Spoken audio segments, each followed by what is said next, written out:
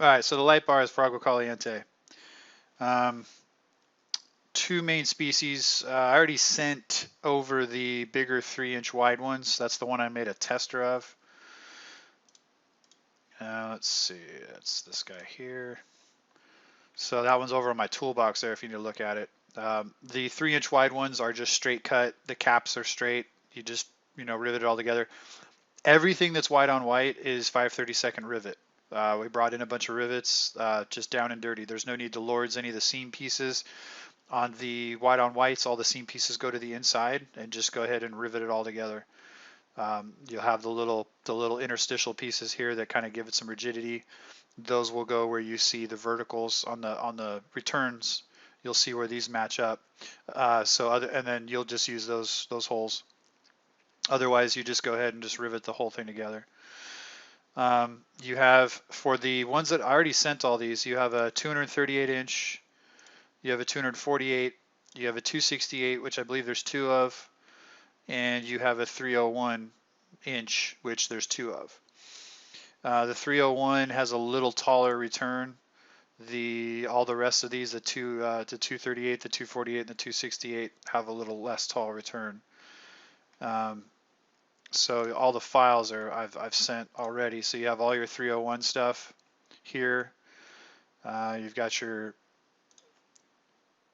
268, which there's two of, and then you've got your 248 and your 238. Your end pieces for all of these guys, for your 301, for all these wide body 3-inch wide guys here, for the 301, the 268, the 248, and the 238, all of this stuff is the same. So where you get the seam pieces, I take that back. For the 301, they're a little bit bigger here. But that's right, yeah. So for the 268, the 248, and the 238, these all have the same size pieces here. So even though each one has its own call out, when you get everything cleaned up, the end caps and the little seam pieces should all be the same for the 268, the 248, and the 238. The 301 is taller, so obviously nothing's going to fit. The 301 also has holes along the side. I know that I made that other test piece that they've been using, not the one I made, but the other one that Install made. I did some kind of test pieces there where you're going to take the undercut number 10 countersunk screws and you're going to shoot those into these holes here. You can hit me up with questions if you have any on that. But the idea is on the 301s, they're not going to be able to put screws into the trim cap. So the idea is to put the countersunk screws into the sides of these and just put them in there, and then the trim cap will kind of slide over and grip onto those. So let's see, I think I have a layout of that here. 301 here. Yeah, let's look at a side detail of that.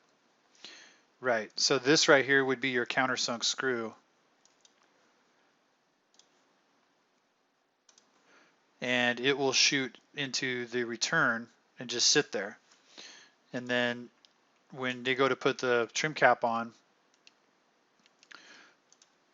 without that, so you're just going to grab that and that. So when they go to put the trim cap on, it's going to slide over that and clip onto that flathead screw. And again, I think I ordered in a bunch, but it's the ones that are undercut that are a little bit flatter. I think it's the 3/8 by 10. So the 3/8 by 10 flat countersunk screw should fit there. If they need to have more juice, then you can use the 10 by half that has the full cone, but I think that might be too much. So that's the difference. So each of these holes in the return up here, that's what that's for. You're just going to screw in that screw to the outside and just make it so the trim cap will catch it. That's how they'll get away with not having screws on those. See how that works. Might be a kind of a cool way.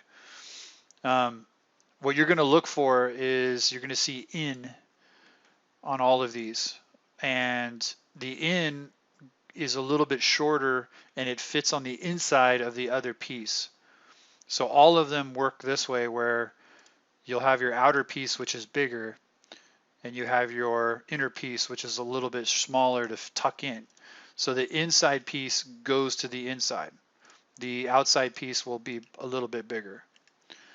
So that's how all of these go together, even the little smaller ones that I'm going to show you. So it's a two-piece construction, and then you're just going to slide in your end caps, and you're going to slide in your support pieces, which are here, and they're just going to go where you see the verticals on the returns. You just plug those in. So again, that's these guys here, the bigger ones, the 301, the 268, the 248, 238. They're all just different versions of each other.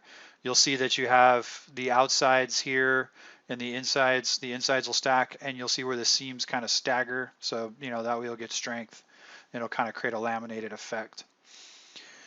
So for the angled ones, I just added, so I've already sent all these, so he might already be routing all that. And again, if you need the tester, I think it's over on my toolbox. That's kind of, for an idea of how it all goes together. What was just added today, they got the measurements for the angled ones.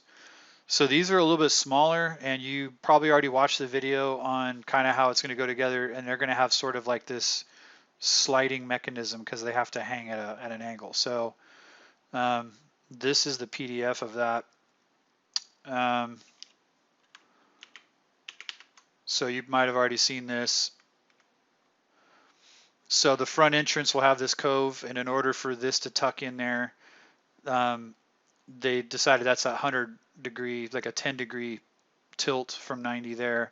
This is a 90 here. You got a 137 here, and then you're going to flip over. So the mounting bar that you'll see is a little bit different. So you have a 100 degree angle here, 90 here, and that's 137. So that's the top part. And then over here by the entrance, they've got the 238, which for whatever reason has a 14 degree angle, top and bottom. And then over here on the left side, so you have a right side and a left side. This should be 238, but it's bifurcated by the entrance porte cochere. So this side is a 182, and it's going to stop against there, and it has a 10 degree. So the 238 is the only one with a 14 degree. You just got to watch that the end cap pieces, you can keep an eye on those. You'll see it. I'll show you that. And then in order to kind of keep it looking like it keeps going, there's a little baby 34 inch down here. It has the same 10 degree cut as this. So for the most part, you've got 10 degree up top, 10 degree up top on the 137s. And you have 10 degree, but over here you have a 14. Essentially, it's almost like you have 4 bars, but technically you have 5. But the 182 and the 34 sort of go together. So today we're adding those 4. Now they're the same method that you're going to use to construct these as the other ones. It's just a lot smaller. So you have your outside piece, which is bigger, and it's a full 1.5 inches. And then you'll have your inside piece that tucks in, and that's shorter and it fits inside. So if you have this backwards and one piece is sticking out more than the other and the holes aren't lining up, obviously you've got it backwards. So just keep an eye out for that.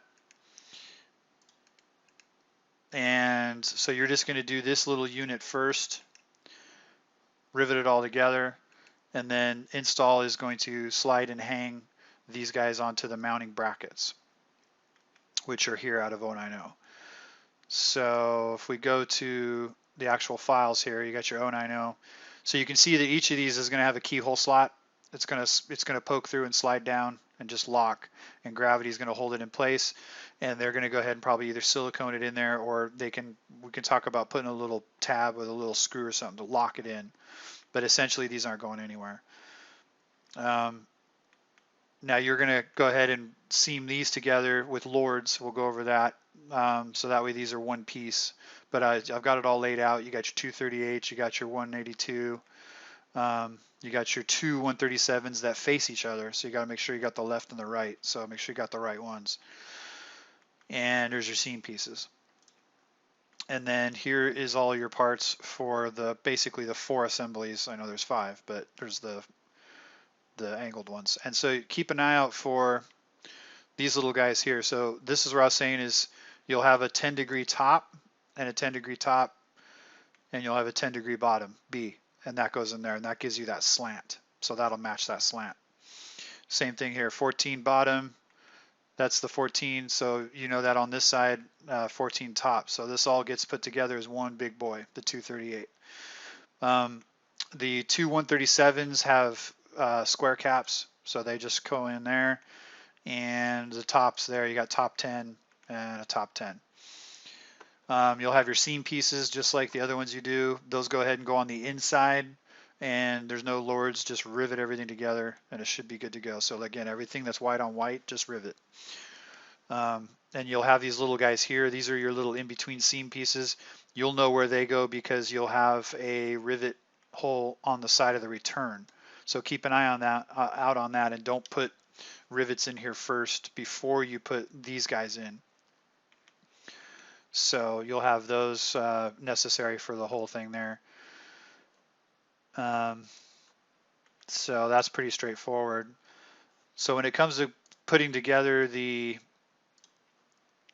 090, there's a certain way you want to do it where this smaller piece is going to go on the inside.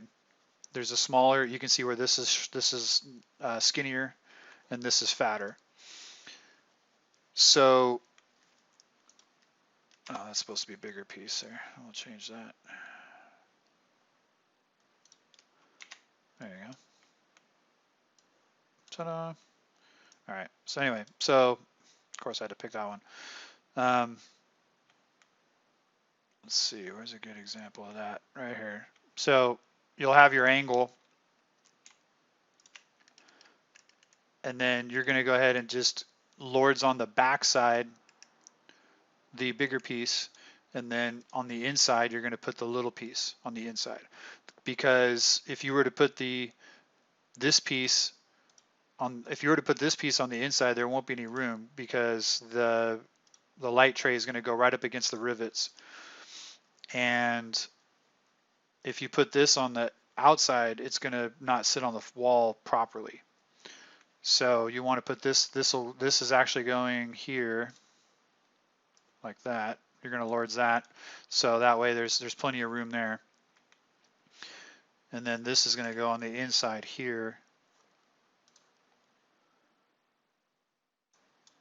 like that, so that way there's room to go flat against the wall. So this mounts there. Again, the other video shows very well how this is sort of going to work. So this whole assembly is going to get stuck into this kind of corner recess. So install's going to put the angle in first, and then they're going to be able to just slide and hook these in, and then that, that's where they'll sit.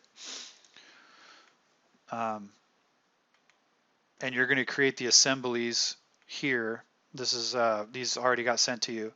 So you're going to take these washers here, the 5/32 by 5/16 washer, slide it over this guy, and then you're going to use this washer that came with, and you're just going to create these assemblies and just use a nylon lock nut on this side and just nail it down. And that's going to be how that slides into the keyhole slots on these bars here. So you'll have those keyholes. So again, it's pretty simple, pretty straightforward. And then those are all the lenses. Showed you that. So these are going to all get cut by hand. I'm going to send this over to Jonathan and stuff so he can lay it out. One suggestion is maybe go ahead and build all the boxes, get your polycarbonate all laid out as best you can, flatten it out, and then maybe just set the boxes down on the polycarbonate and trace it. And then you're going to want to do a 0.08. You want to have at least a 0.08 bigger all the way around. This size here includes the 0.08. If you subtract 0.08, obviously it's 301 by 3. So if you were to take the box, stick it down on the polycarb, trace it, you're going to want to make sure you get yourself at least that around. So that's what I usually do for regular channel letters. So make sure you get that going for yourself when it comes time to cut it out. So anyway, hopefully that sort of explains how this is going to go down. If you have any questions, hit me up. But I think it should be pretty straightforward for you guys. But if not, hit me up.